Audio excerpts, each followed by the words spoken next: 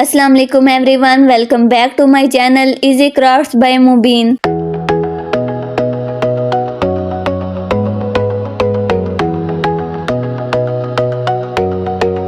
Wait, don't throw away pistachio shells. Let's turn them into beautiful tulip flowers. First clean your pistachio shells properly, make sure they are dry and ready to use. Now take pistachio shells and glue them together like this. Once the glue dries, paint the flowers in bright colors like pink, red or purple. Let them dry completely.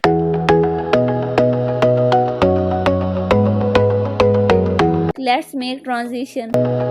You can paint the sticks green to make them look like real.